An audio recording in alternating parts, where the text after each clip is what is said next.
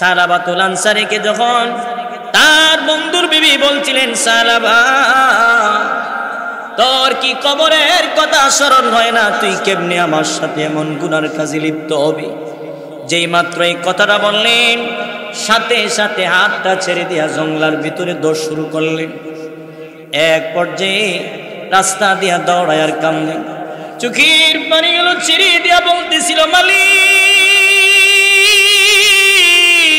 আমার মতো এমন গুনাহগার জগতে কেউ নাই, আমি কেমনে কবরের আযাব সহ্য করব? সেই ভয়ে কান্তি কান্তি জঙ্গলার ভিতরে দৌড়ায়া যায়। এইদিকে তার বন্ধু আব্দুর রহমান বাড়িতে আসছেন, বিবিরে বলছেন, আমার বন্ধু সালাবাতুল আনসারী কই? বিবি বললেন, আমি দেখলাম সালাবাতুল আনসারী জঙ্গলার ভিতরে গেছে। সালাবাতুল আনসারীর সন্ধানে আব্দুর রহমান রওনা হয়ে গেল। যাইতে যাইতে এক পর্যায়ে জঙ্গলার ভিতরে গিয়ে দেখি সালাবাতুল আনসারী মাথাটা টেকাইয়া রবের দরবারে কান্নার আওয়াজ দিয়ে বলছেন, প্রভু গো, আমার মতো অপরাধী কেউ নাই, কিন্তু তুমি মাফ না দিলে কার দ্বারে গিয়ে দাঁড়াবো? আমার মতো গুনাহগার কেউ নাই। এবার আমি আপনাদের কি বলবো বলেন তো, তার গুনার কাজ কি কমপ্লিট হয়েছে? এরপরেও কেমন ভাবে নিজের ছোট মনে করতেছেন। পাহাড়ের জঙ্গলার ভিতরে গিয়া নিজের অনেক ছোট মনে করে কান্না শুরু করে দিল। পিছন থেকে আব্দুর রহমান তারে ডাক দেয়া বলল, সালাবা আয় আমার কাছে আয়, চল আমরা বাড়িতে যাই। সালাবাতুল আনসারী চোখের পানিগুলো ছেড়ে দিয়া বলছিল, আব্দুর রহমান এই চেহারা মদিনার কাউকে আমি দেখাইতে পারবো না। আমি কেন আমানতের খেয়ানত করলাম? এই মুখটা আমি কেমনে মদিনার মানুষকে দেখাবো গো? সুতরাং না, আমি আর বাড়িতে ফিরে যাব না। সালাবাতুল আনসারীকে বললেন, চল বাড়িতে যায়, আমার রব তোরে মাফ করে দিবি। সালাবাতুল আনসারী বলেন, আমার যদি বাড়িতে নিতে হয়, কেন আমি এই কাজটা করলাম? তোর বিবির হাতে কেন ধরলাম? আমার হাত পা গুলি বান্ধিয়া মাটি দিয়ে আমারে অপরাধী গোলামের মতো আমারে টেনে হেসড়ে নিয়ে যাও। কেন আমি এই কাজ করলাম? আমার হাত পা গুলো বান্ধেন। তার কথা অনুযায়ী হাত পা গুলো বান্ধিলেন। হাত পা গুলো বান্ধিয়া অপরাধী গোলামের মতো টেনে টেনে তারে বাড়ির দিকে নিয়ে রওনা হচ্ছে। যাইতে যাইতে এক পর্যায়ে যখন বাড়ির কাছাকাছি চলে আসে, এবার সালাবাতুল আনসারী বললেন, আব্দুর রহমান আমারে নিয়ে চল আবু বকরের দরবারে, আমি জিজ্ঞেস করব আল্লাহ আমারে গুনাহ মাফ দিবেনি।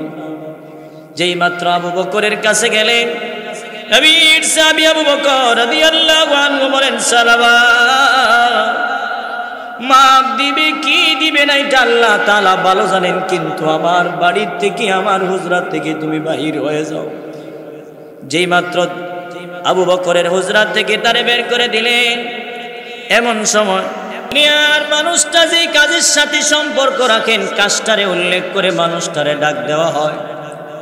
এবার বলেন তো, মানুষ হিসাবে আমাদের আমলনামায় গুনাহ আছে না নাই? আমাদের আমলনামায় গুনাহ থাকার কারণে আমার আল্লাহ তো আমাদেরকে গুনাহগার বলে ডাক দেওয়ার দরকার ছিল, কিন্তু আমার আল্লাহ তাআলা গুনাহগার বলে ডাক দিও না, আল্লাহ ইমানদার বলে ডাক দিছে। আর আল্লাহ তাআলা বুঝায় দিল, গোলাম আমি রবের মতো এমন দয়াবান আর জগতে কেউ নাই।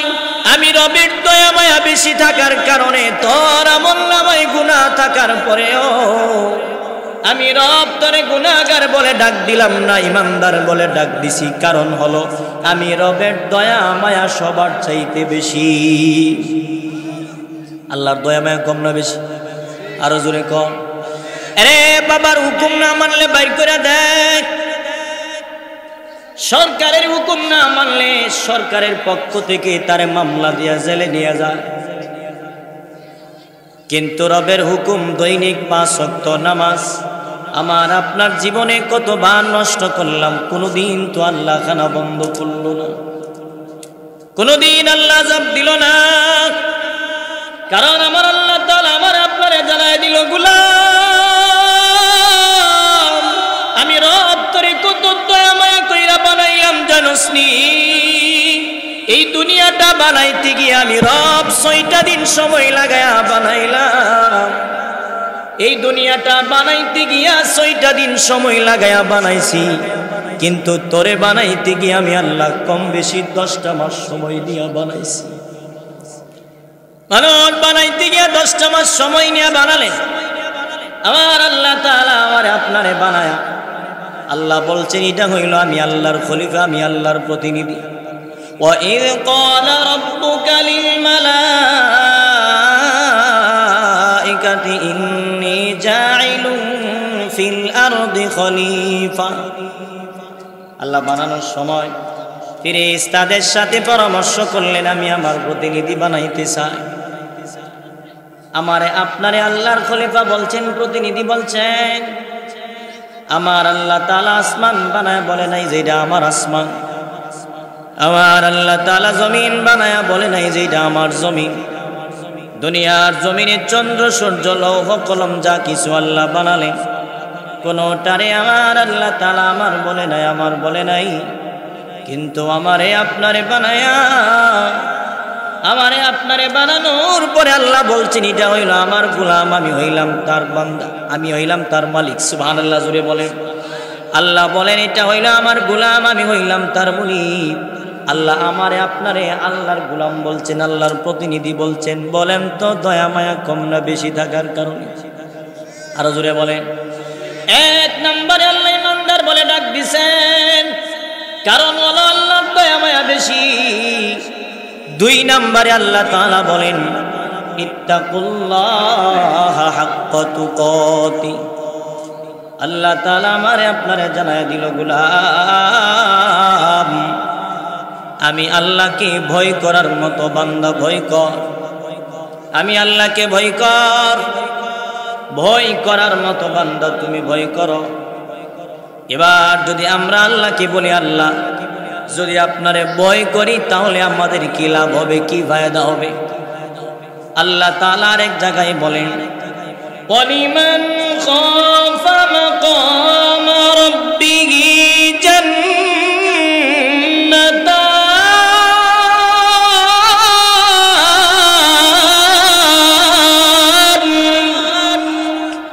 আল্লাহ তাআলা বলেন ভয় করনেওয়ালাদের জন্য আমি রবের পক্ষ থেকে 2টা জান্নাত। সুবহানাল্লাহ।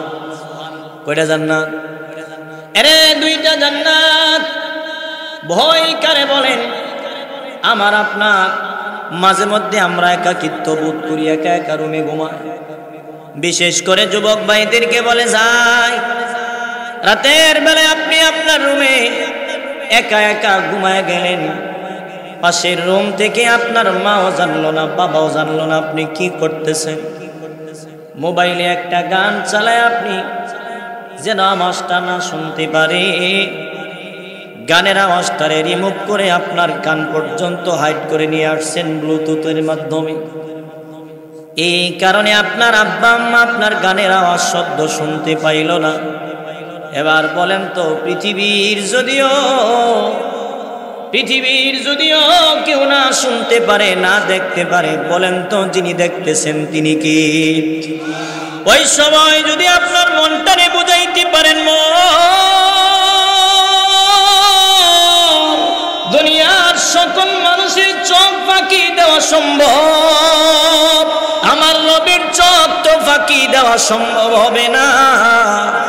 ওই সময় যদি আপনি আপনার মনটারে বুঝায়া গুনাহ থেকে ফিরে আনতে পারেন, আল্লাহ বলেন এমন বান্দা বান্দির জন্য আমি রবের পক্ষ থেকে 2টা জান্নাত। কিন্তু এই চিন্তা ভাবনা তো আমার নাই। মুখ দিয়া খুব বলি যে আমি আল্লাহরে ভয় করি, কিন্তু মূলত আমার চাল চলনে ভয় বোঝা যায় না। রাসূল বলেন কোন মানুষের চোখ দিয়া যদি রবের ভয়ে একটা মাছির মাথা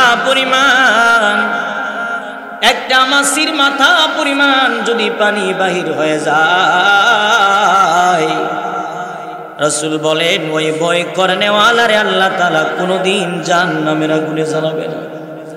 ভাইরা আমার, কোন মানুষ যদি রবের দরবারে নিজের গুনার প্রতি লজ্জিত হইয়া 40 বছর 50 বছরের গুনাহ লইয়া একা একা নীরবে গিয়া যদি 2 রাকাত নামাজ পড়ে, খালেস ভাবে তওবা করে 2টা হাত উঠায়া দেন, আর যদি তওবা করে বলতে থাকেন মালিক,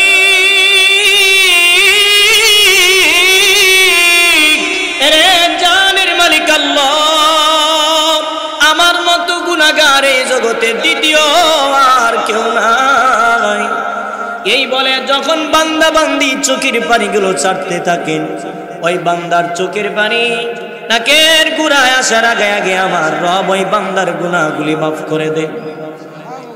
তার মানে বোঝা গেল চোখের পানির দাম আছে না নাই? আরে জোরে কম, চোখের পানির কেমন দাম? আল্লামা শাহ আশরাফ আলী থানভী রাহমাতুল্লাহি আলাইহি বলেন, কঠিন কিয়ামতের ময়দানে আমার আল্লাহ তাআলা লক্ষ লক্ষ ফেরেশতা দিয়া জাহান্নাম তারে হাজির করবেন।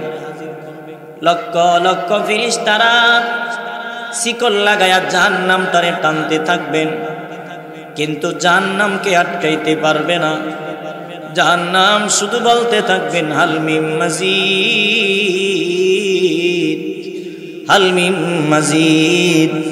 জাহান্নাম লাফাইতে থাকবে না, লাফাইতে থাকবেন।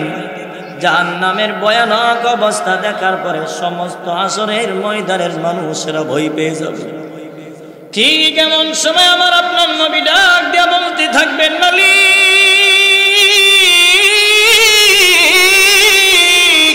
এরে জানের মালিক আল্লাহ, আপনার জাহান্নামটারে আপনি তাড়াতাড়ি ফিরিয়ে দেন, আর না হয় জাহান্নাম যদি ছুটতে পারে কে জান্নাতি আর কে জাহান্নামী তা দেখবে না। জাহান্নামের অবস্থা বেশি ভালো দেখতেছি না এরে মালিক। তবে জাহান্নাম যদি ছুইটা গিয়া আর কোন একটা গুনাহগার উম্মত জাহান্নামের পেটের ভিতরে নিয়ে যায়,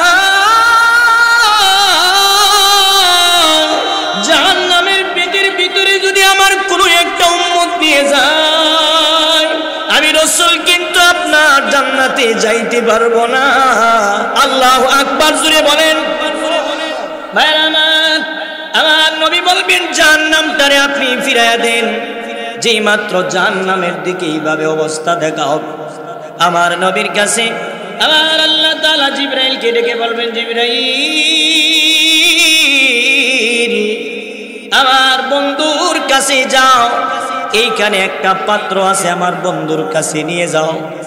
আমার বন্ধুর কাছে পাত্রটা নিয়ে বলো এইখানে পানি আছেন, পানিটা যেন জাহান্নামের দিকে ছিটা দিয়া দেয়। সুবহানাল্লাহ বলে, পানিটা যেন ছিটা দিয়া দেয়। যেই মাত্র আমার নবীর কাছে জিবরাইল পানি দিবেন, আমার আপনার নবী এইখান থেকে একটু পানি নিয়া যেই মাত্র জাহান্নামের দিকে ছিটা মেরে দিবে রে, সাথে সাথে জাহান্নাম দৌড়ায় আগের জায়গায় চলে যাবে। আমার নবী বলবেন, জিবরাইল যেই জাহান্নামটারে লক্ষ লক্ষ ফেরেশতারা ফিরাইতে পারল না, যে জাহান্নামটারে ফেরেশতা শিকল লাগায় ফিরাইতে পারল না, ওই জাহান্নাম সেই পানিটারে ভয় পেয়ে গেল গো। একটু পানি ছিটা দিলাম, সেই পানিটা জাহান্নাম আগের জায়গায় দৌড়ায় গেল পানির কারণে। জিবরাইল এটা কিসের পানি রে? এটা কি জমজমের পানি নাকি? রে জিবরাইল নাকি হাউজে কাউসারের পানি, নাকি জমজমের পানি, না বেআয়াতের পানি? এটা কোন পানি দিলা যে পানি রে জাহান্নাম ভয় পেয়ে গেল? জিবরাইল আলাইহিস সালাতু ওয়াস সালাম বলবেন, নবী গো এটা জমজমের পানিও না, বেআয়াতের পানিও না, এটা হাউজে কাউসারের পানিও না, এটা হলো আপনার গুনাহগার উম্মতের চোখের পানি। সুবহানাল্লাহ বললে কোনো অসুবিধা হইব না? নদীর পাড়ে কালে মাছ পাওয়া যেত না? সুবহানাল্লাহ আসতে কোন যে সুবহানাল্লাহ জোরে করলে লাভ আসেনি? যে ব্যক্তি একবার সুবহানাল্লাহ ইখলাসের সাথে পাঠ করে আসমান এবং জমিনের গ্যাপ জায়গাটা, খালি জায়গাটা আল্লাহ পাক নেকি দিয়ে ভরপুর করে দেন। মায়েরা আমার, এই কারণে চোখের পানির অনেক দাম আছেন। রবের ভয়ে যে বান্দা বান্দি চোখের পানিগুলো ছাড়েন, আমার আল্লাহ তাআলা ওই বান্দার চোখের পানির কারণে ওই বান্দারে আল্লাহ জাহান্নামের আগুনে জ্বালাবে না। তাহলে 2 নাম্বার আল্লাহর ভয়। আল্লাহরে ভয় করার মতো জনক যখন কোনো বান্দা বান্দি ভয় করেন, ওই বান্দা কোনোদিন ওজনে কম দিতে পারে না, কোনোদিন খাদ্যে ভেজাল দিতে পারে না, কোনোদিন দুধে পানি মিশিয়ে বিক্রি করতে পারে না। কিন্তু আমি আর আপনি বলি আল্লাহর ভয় আছেন, নামাজে গেলাম না, এটা নামের ভয়, কামের ভয় না। যার ভিতরে আল্লাহর ভয় আছে, বান্দা কোনোদিন মানুষের ক্ষেতের লাইল কাটতে শুরু করতে পারে না। ক্ষেতের লাইল কাটুন না আসেনি লোক, কথা বলেন না আসেনি ভাইয়েরা আমার। এই কারণে আল্লাহ তাআলা বলেন, আমি আল্লাহকে বান্দা ভয় করার মতো ভয় কর। ভয় করার পরে 2 নম্বরে 3 নম্বরে আল্লাহ বলেন, যেই বান্দা আমি আল্লাহকে ভয় করেন, ভয় করার মতো ভয় করে নেওয়ালা বান্দা বান্দি যারা হবেন, ওই বান্দাদেরকে আমি আল্লাহ তাআলা 2টা জান্নাত দিব। তার মানে চোখের পানির অনেক দাম আল্লাহর কাছে আল্লাহ রেখেছেন। আমার তো তওবা নাই, দিনের পর দিন, দিনের পরে দিন গুনাহ করতেছি, কিন্তু কোনোদিন আমার অনুভব হইল না, আমার চোখ দিয়া কোনোদিন পানি আসতো না, বরং আগের মতো আমার জীবন আমি চালাইতে আছি। কথা ঠিক না বেটা? ভাইরা আমার, অথচ সাহাবায়ে কেরাম যাদের জীবনে কোনোদিন পরিপূর্ণ মুসলমান হওয়ার পরে পরিপূর্ণ গুনার কাজ করছে না, সাধারণ একটু শয়তানের দুকায় পড়ে সাধারণ একটু গুনার জন্য প্রস্তুতি নিয়ে গেলেন, কানতে কানতে আমার রবকে এতভাবে এমনভাবে খুশি বানাইলেন, জানাজার নামাজে আল্লাহর নবীর পুরা পা মুবারক রাখার মতো জায়গা পেল না, ফেরেশতা সেই মাঠে হাজির হয়ে গেছে। ভাইরা আমার, এই কারণে আমার আল্লাহ তাআলা কোরআনে বলেন, ফালইয়াযহাকু কালিলাও ওয়ালইয়াবকু কাসীরা। বেশি বেশি করে কান্না করো, কম কম করে বান্দা হাসো। কান্নার দ্বারা আমার রবের রাগটা নিয়ন্ত্রণে চলে আসেন, কান্নার পানি দ্বারা জাহান্নামের আগুন দূরে চলে যায়। ভাইরা আমার, কিন্তু আমার তো অনুভূতি নাই, আমি তো কোনোদিন গুনার বয়ে কানলাম না, আমি কোনোদিন জাহান্নামের বয়ে কানলাম না। আমি কান্দি আমার ব্যবসায় মার খেলাইছি এই কারণে। কথা কোন খেতে দান হয়েছে না এই কারণে কান্দি। অন্য খেয়েও 20 লাখ টাকার মাছ পাইছে, আমার খেয়েও 10 লাখও পাইছে এই কারণে কান্দি। কেউ নিকো এদিকে নদীটা কেউ করা, কেউ কেউ জাগ দেয়, আমার ছেলে বিদেশ পাঠাইতে পারছি না এই কারণে কান্দি। এই কান্দা কান্দতে অনেকেই দেখা যায়, কিন্তু রবের ভয়ে কান্না করার মতো মানুষ সমাজে খুব কম। কথা কন ভাইরা আমার, কান্নার কেমন দাম। আমার আপনার নবী 2 জন সাহাবীকে ভাই ভাই বানায় দিলেন। একজন সাহাবীর নাম হলো আব্দুর রহমান, আর একজন সাহাবীর নাম হলো সালাবাতুল আনসারী। আমার আপনার নবী 2 জন সাহাবীকে তাদেরকে বললেন, আজকের পর থেকে তোমাদের 2 জনকে ভাই ভাই আমি রাসূল বানায়া দিলাম। তোমরা 2 জন একই ফ্যামিলিতে একই পরিবারে থাকবা। কিছুদিন পর আব্দুর রহমান নবীর ডাকে সাড়া দিয়া যুদ্ধের ময়দানে যখন চলে গেল, সালাবাতুল আনসারীকে যাওয়ার সময় বলে গেলেন, সালাবা আমি রওনা হয়ে গেলাম রাসূলের দরবারে, আমি চলে গেলাম রাসূলের দরবারে। আমার পরিবারের দায়িত্ব তোমার কাছে দিয়ে গেলাম, সুন্দরভাবে তাদের কাজকর্ম তুমি আঞ্জাম দিবা, কোনো কিছু লাগলে তোমার দ্বারা তুমি নিয়ন্ত্রণ করবা, আমি আসতেছি, অতি শীঘ্রই চলে আসবে। যেই মাত্র আব্দুর রহমান যুদ্ধের ময়দানে চলে গেল, এইদিকে সালাবাতুল আনসারী একা একা বাড়িতে, তার বন্ধুর বিবিও পর্দার ভিতরে একা একা আছে। এইদিকে শয়তান আইসা তার কানে কানে বলতে লাগলো, সালাবা তোর বন্ধুর বিবি একা একা বাড়িতে আছেন, অনেক সুন্দরী আমি জানি, এই সময়ে যদি তোমার নিজের যৌবনের চাহিদা মিটাইতে পারো, কেউ দেখবে না, কেউ দেখবে না, শুরু করে দাও। একা একা থাকলে দেখবেন বিভিন্ন টেনশন আপনার মাথায় আসে কি আসে না?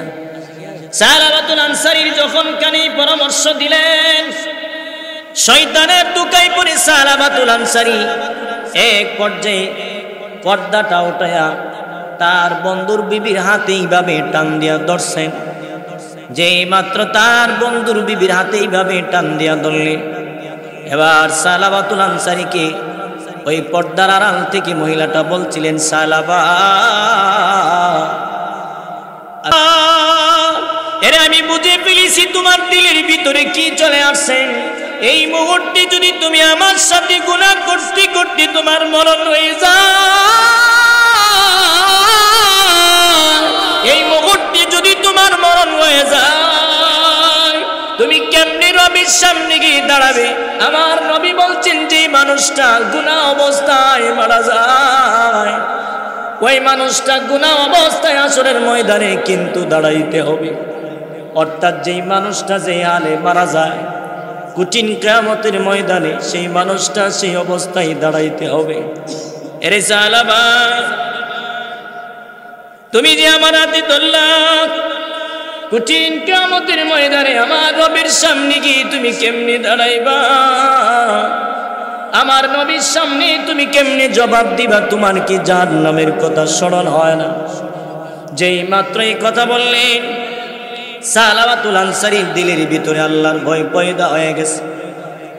আর বলছেন, সালাবা, তোমার যদি গুনাহ অবস্থায় মরণ হয়ে যায় রে, তুমি তো গুনাহ অবস্থায় দাঁড়াইতে হবে। এরে যুবক ভাই, মাতার কাছে রাতের বেলায় মোবাইলে গান চালায় ঘুমায় যান, কিন্তু আপনার তো জানা নাই এই রাতে যদি আজরাইল আপনার রুমে হাজির হয়ে যায়, গান শুনতে শুনতে যদি আপনার মরণ হয়ে যায়, কঠিন কিয়ামতের ময়দানে গুনাহ অবস্থায় যদি আপনার দাঁড়ানো লাগে গো, কোটি কোটি মানুষের সামনে কি জবাব দিবেন? কি আপনার উপায় হবে? একটু বোঝার দরকার। রাতের বেলায় যে মোবাইল চালায় ঘুমান, হইতে পারে এই রাতে তো আপনার মরণ হইতে পারে। কি পারে না? নাকি আজরাইল ফিরাই দিবেন? আপনি যদি বলেন, আজরাইল তুমি আইসো আমার নেওয়ার লাগে, আগামী মঙ্গলবারে কিস্তি আছে, এটা দিয়া লই পরে আমার নিও, শুন বলি। যদি কোন বলে শনিবারে কিস্তি আছে, দিয়া লই আমার নিও, আজরাইল কইব, তুই যে বেড়া কিস্তি নেই বেড়াই তুই ফিরা জানা, আমি কেমনে যাবো? কথা কন না দি, যে বেড়া কিস্তি নিতে আয় এই বেড়াই তো ফিরা জানা। যদি কোন বিকালে দি, মুই বিকাল পর্যন্ত গাটলার দাঁড়ায় তাহে, কথা কন না দি। আর এই কিস্তি ওলা বেড়া ওটার একার হইয়া সব বাবির নাম জানে, কোনো বাইসাবের নাম বেড়া জানে। আরে কথা কন না দি ভাইরা আমার, ওই কিস্তুলা উড়ানো দাঁড়ায় করেন। কত ভাবি আছেন, সুইটি ভাবি, কুলসুম ভাবি, যত রঙের ভাবি আছে সব ভাবিরে ডাকে, কিন্তু কোনো বাইসাবের নাম বেড়া জানে না। এই বাইসাবে এমন ভাবে ডাক দেয়, আফারা দুর্বল হয়ে যায়, ভাবিরা দুর্বল হয়ে যায়। আর ভাবিরারে গেলে নগদে কিস্তি দেয়, কোনো পুরুষ গেলে মহিলা ছাড়া কিস্তি দেয় না। কথা কোনো দিই, বেড়ে গেলে নগদে দেয়ালা, বেড়াইন গেলে কইতো না তোমার বউ লেও। মহিলা মনে মনে আমার কত খাবার দিছে, 1.5 কেজি বিড়ির কোল জাডা কিস্তি তুললা, বিড়ির কোল জাডা 7.5 কেজি ওজন হয়ে যায়। আরে কথা কন ঠিক না বেডি? এই বিড়ি ঘরের ভিতরে এমন একটা ব্যবসা লয়া চলে, যেমন বোঝা যায় 2-3 টানার উচির পথ বিড়ির আল্লাহ দেয়া লাইছে। কথা কন না দি, চেয়ারম্যানের পথ দেয়া লাইছে। জায়গা হইতেছে না বলে একটু সামনে আগায় বল, একটু আগায় বল, সামনে আগায়, সামনে আগালে কোনো অসুবিধা হইব? একটু আগায় বসেন।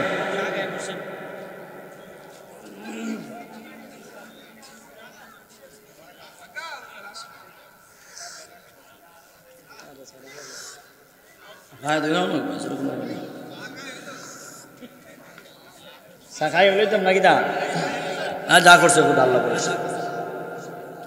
ভাইরা আমার, যেই কথাটা বলতেছিলাম, মনে করেন আজরাইল আজ গাইল, ফিরে দেওয়ান যাবনি। আর জোরে কম, আমার খেটটা মাত্র লাগাইছে, দীক্ষা লই দানটা কি মনে দেখবার লাগে সুযোগ দিবনি? ছেলে একটা হসপিটাল আছে, দেখার সুযোগ দেও দিবনি? যখন যার মরণ যেই জায়গায় সময় মতো মরণ হয়ে যাবে, একটা সেকেন্ড আগেও হবে না, একটা সেকেন্ড পরেও হবে। জোরে কম আল্লাহ কোরআনে বলে, ইদা জাআ আজালুহুম লা ইস্তাখিরুনা সাআতাও ওয়া লা ইস্তাকদিমুন।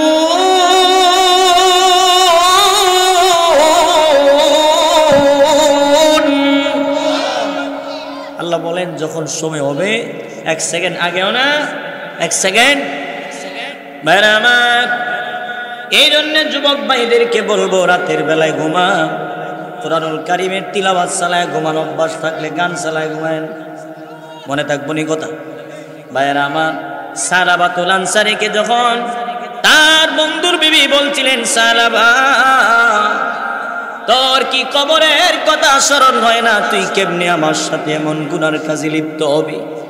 যেই মাত্র এই কথাটা বললেন, সাথে সাথে হাতটা ছেড়ে দিয়া জঙ্গলার ভিতরে দৌড় শুরু করলেন। এক পর্যায়ে রাস্তা দিয়া দৌড়ায় আর কান্দে, চোখের পানিগুলো ছিঁড়ে দিয়া বলতেছিল, মালিক আমার মধ্যে এমন গুনাহগার জগতে কেউ নাই, আমি কেমনে কবরের আযাব সহ্য করব? সেই ভয়ে কান্তি কান্তি জঙ্গলার ভিতরে দৌড়ায়া যায়। এইদিকে তার বন্ধু আব্দুর রহমান বাড়িতে আসছেন, বিবিরে বলছেন আমার বন্ধু সালাবাতুল আনসারী কই? বিবি বললেন, আমি দেখলাম সালাবাতুল আনসারী জঙ্গলার ভিতরে গেছে। সালাবাতুল আনসারীর সন্ধানে আব্দুর রহমান রওনা হয়ে গেল। যাইতে যাইতে এক পর্যায়ে জঙ্গলার ভিতরে গিয়ে দেখি সালাবাতুল আনসারী মাথাটা টেকাইয়া রবের দরবারে কান্নার আওয়াজ দিয়ে বলছেন, প্রভু গো, আমার মতো অপরাধী কেউ নাই, কিন্তু তুমি মাফ না দিলে কার দ্বারে গিয়ে দাঁড়াবো? আমার মতো গুনাহগার কেউ নাই। এবার আমি আপনাদের কি বলবো বলেন তো, তার গুনার কাজ কি কমপ্লিট হয়েছিল? হয়েছে। এরপরেও কেমন ভাবে নিজের ছোট মনে করতেছেন। পাহাড়ের জঙ্গলার ভিতরে গিয়া নিজেরে অনেক ছোট মনে করে কান্না শুরু করে দিল। পিছন থেকে আব্দুর রহমান তারে ডাক দেয়া বলল, সালাবা আয় আমার কাছে আয়, চল আমরা বাড়িতে যাই। সালাবাতুল আনসারী চোখের পানিগুলো ছেড়ে দিয়া বলছিল, আব্দুর রহমান এই চেহারা মদিনার কাউকে আমি দেখাইতে পারবো না। আমি কেন আমানতের খেয়ানত করলাম? এই মুখটা আমি কেমনে মদিনার মানুষকে দেখাবো গো?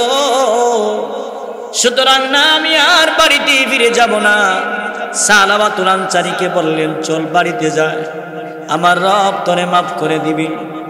সালাবাতুল আনসারী বলেন, আমারে যদি বাড়িতে নিতে হয়, কেন আমি এই কাজটা করলাম? তোর বিবির হাতে কেন ধরলাম? আমার হাত পা গুলি বান্ধিয়া মাটি দিয়ে আমারে অপরাধী গোলামের মতো আমারে টেনে হেসড়ে নিয়ে যাও। কেন আমি এই কাজ করলাম?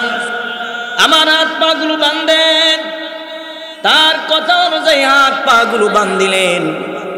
হাত পা গুলো বান্ধিয়া অপরাধী গোলামের মতো টেনে টেনে তারে বাড়ির দিকে নিয়ে রওনা হচ্ছে।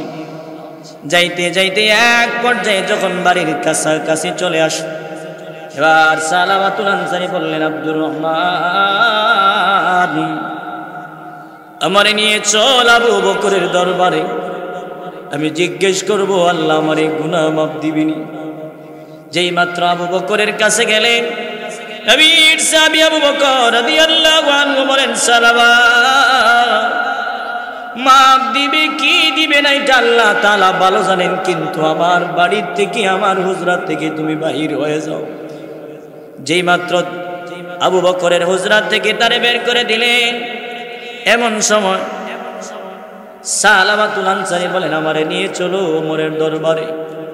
হযরত ওমরের কাছে যখন তারে নেওয়া হলো, ওমর তো আবু বকরের চাইতে আরো নরম না গরম?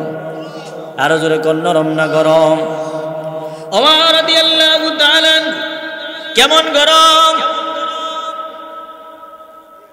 এক ইহুদির বিচার করছেন আমার নবী, তাদের একটা দরবারের ফাইসালা আমার নবী তাদেরকে করে দিল। যেই মাত্র করে দিছেন, কয় আমার বুঝে ধরছে না। হযরত উমরের কাছে আসছেন সানি বিচারের লাগি। সানি বিচার বুঝেন তো, মানে আয়া নবীরে উমরে বলছেন, উমর নবী আমার এই বিচার করছে, আমার বুঝে ধরছে না, তুমি নতুন করে বিচার করে দাও। উমর কো খারাইতাছি তোর বিচার করে দে। নাঙ্গা তলোয়ারটা লইয়া জুরে সুরে এমন ভাবে একটা কূপ দিস, সাথে সাথে বডির থেকে মাথার আলাদা করে দিয়া কোনে ফাইসালা দিলাম। আমার নবীর বিচার, আমার নবীর ইনসাফ তোর পছন্দ হইল না। অথচ পৃথিবীর সর্বশ্রেষ্ঠ ইনসাফওয়ালা ব্যক্তির নাম মুহাম্মদ ইবনে আব্দুল্লাহ। আর জুড়ে বলেন না সুবহানাল্লাহ। মেরামার এই ছিল সেই উমর। মদিনাতে একবার ভূমিকম্প হইতেছিলেন, হযরত ওমর একটা লাঠি লইয়া মদিনার মাটিকে ডাক দিয়া বলছিল, মদিনার মাটি তোমার কি জানা নাই তোমার বুকে বিশ্ব নবী ঘুমায়? আল্লাহু আকবার জুড়ে বলেন। তোমার কি মনে নাই তোমার বুকে মায়ার নবী ঘুমায় রইল রে? তুমি কেমনে এইভাবে লড়াচড়া করো? তোমার তো সাহস কম না। এই যে কথা বলে লাঠি দিয়া মাটিতে এইভাবে আঘাত করছিলেন, আজও পর্যন্ত মদিনায় কোনো ভূমিকম্প নাই। ভাইরা আমার, ওমরের মেজাজটারে মেজাজে ওহী বলা হইতো, মেজাজে ওহী। আবার আপনার নবী বলেন, আমার পরে আর কোন নবী আসবে না। আনা খাতামুন নাবিয়্যিন লা নাবিয়্যা বাদি। আমার পরে আর কোন নবী আসবে না, আমি হইলাম শেষ নবী। কিন্তু নবী বলেন, আমার পরে যদি আল্লাহ কাউকে, আমার পরে যদি আল্লাহ তাআলা কাউকে নবী বানায় পাঠাইতেন, সেই ব্যক্তিটাই হইতো হযরত উমর। উমরের কাছে গেছে, উমর আমার আল্লাহ তাআলা আমার এই গুনাহগুলো মাফ দিবেন? হযরত উমর রাগান্বিত হয়ে বললেন, মাফ দিবে কি দিবে না এটা আমি জানি না, কিন্তু আমার বাড়ির থেকে তুমি এখন বাহির হয়ে যাও। ওমর বের করে দিলেন, আলীও বের করে দিলেন। সালাবাতুল আনসারী এক পর্যায়ে তার বন্ধুকে বলতেছিল, আব্দুর রহমান আমি বুঝে ফেলেছি আমার মতো এমন গুনাহগার কেউ নাই, যেই গুনাহগারে নবীর সাহাবীরা বিদায় দিয়ে দিল গো।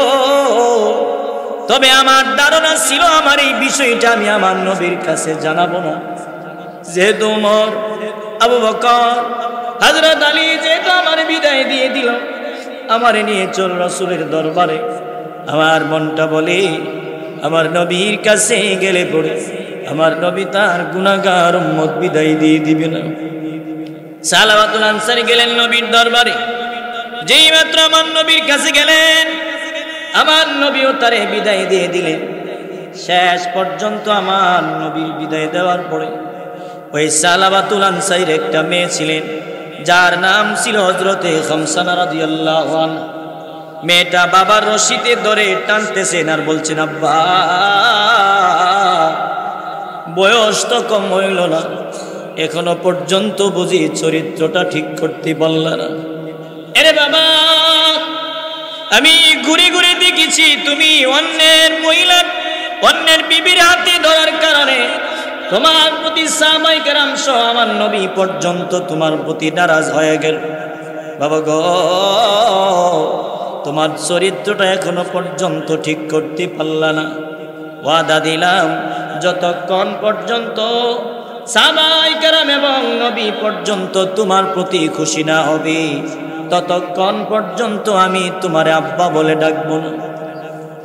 হযরত সালাবাতুল আনসারী চোখের পানিগুলো ছেড়ে ছেড়ে বলতেছিল, মালিক আমার মতো গুনাহগার এই জগতে কেউ নাই, যে গুনার কারণে আমার মেয়েটা পর্যন্ত আপন বাবারে আব্বা বলে ডাকতে চাইল না। সালাবাতুল আনসারী তার বন্ধুকে বললেন, আমার হাতের বাং তুমি খুলে দাও, আমি আর এই মদিনায় কাউকে চেহারা দেখাবো না, আমি বিদায় হয়ে যাব। সালাবাতুল আনসারীর হাতের রশি যখন খুলে দিলেন, দৌড়ায়া তওবার নিয়তে দৌড়ায়া জঙ্গলার ভিতরে চলে গেল।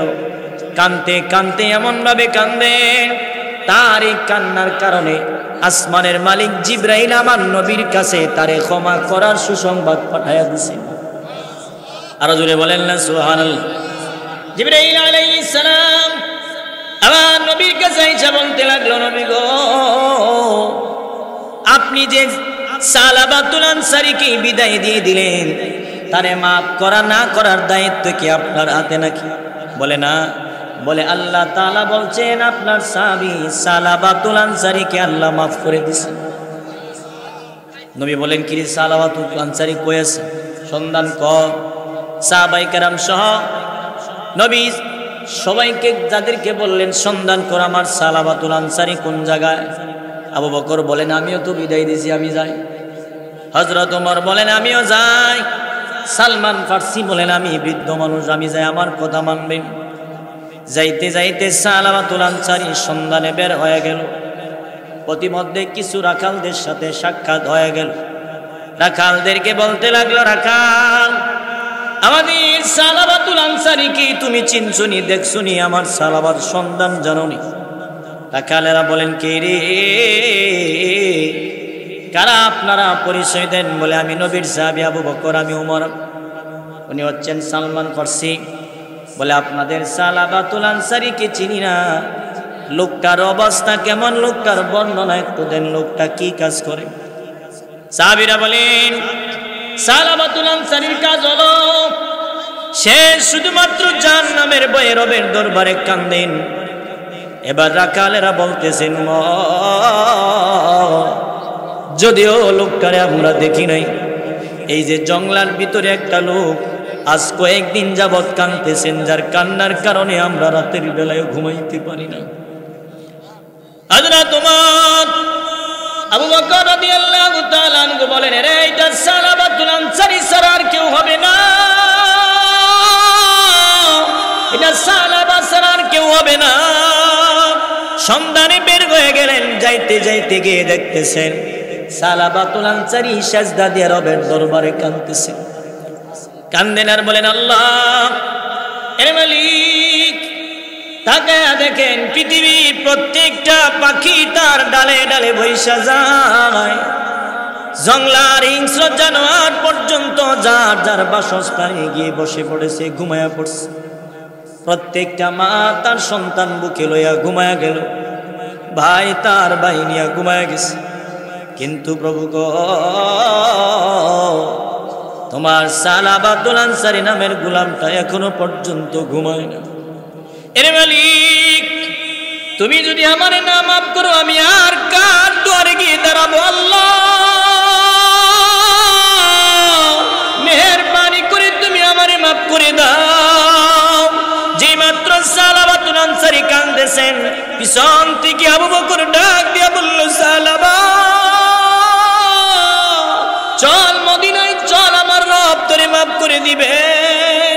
সালাবাতুল আনসারী বলেন, তোমার চেহারাটা অন্ধকারে আমি চিনতে পারি না, তবে কণ্ঠের আওয়াজে আমি বুঝতে পারলাম তুমি আমার নবীর সাহাবী আবু বকর হবে।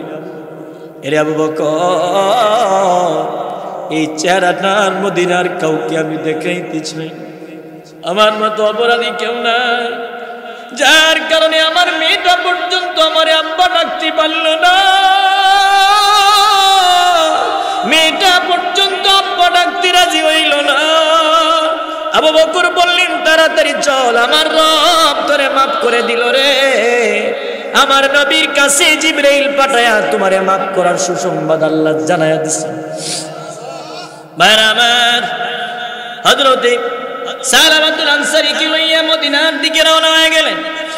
যাইতে যাইতে এক পর্যায়ে যখন মদিনার বাউন্ডারি দিয়া ঢুকলেন, ওই দিকে হযরত বেলাল মসজিদে নববীতে আযান দেওয়া শুরু করলেন।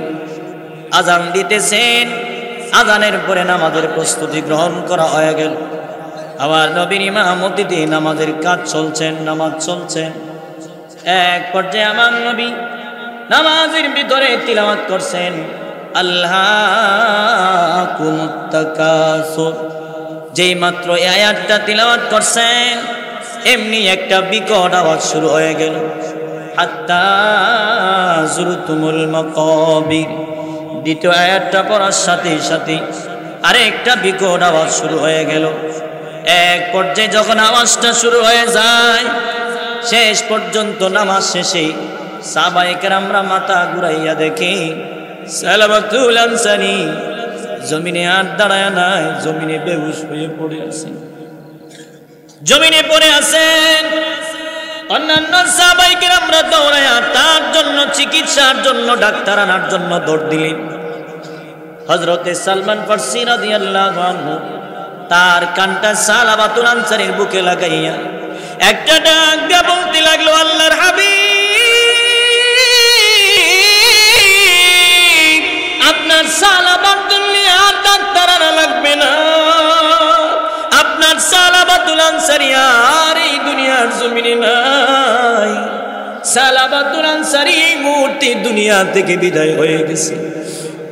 যেই মাত্র বিদায় হয়ে গেছে, ঠিক এমন সময় সালাবাতুল আনসারী চেহারাটা দেখে আবার নবী চোখ মুবারক দিয়ে পানি টলমল করছে। অন্যান্য সাহাবীরা খুশি হয়ে কান্দে।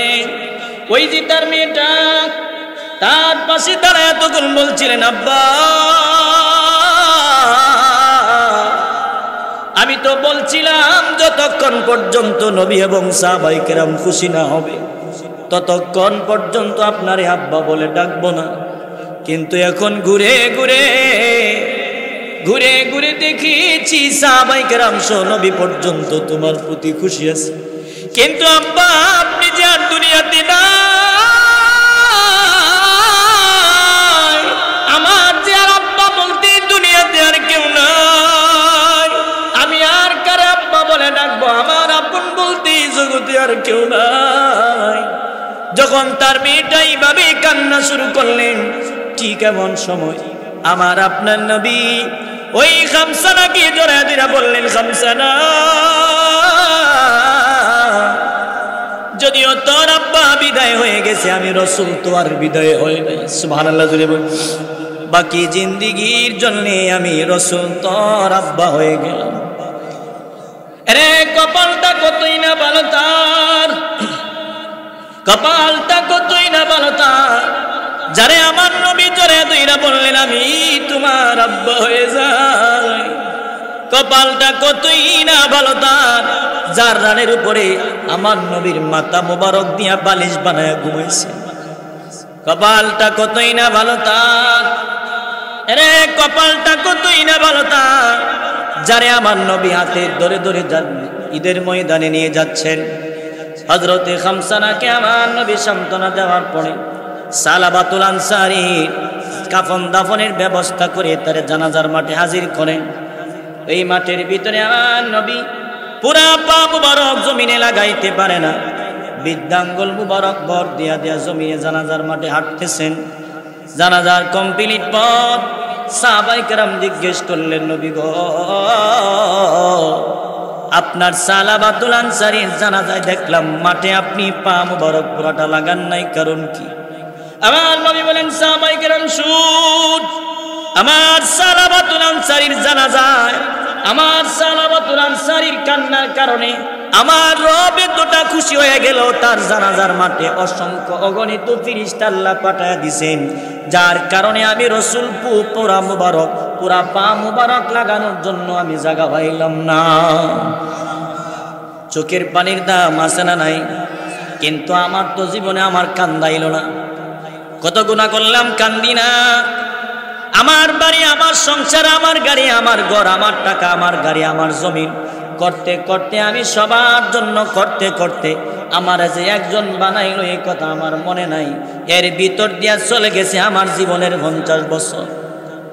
কথা কোন না, সময় ফাঁকি দিয়া যাচ্ছেন আমার জানা নাই। সময় তো আর কারো জন্য অপেক্ষা করে না।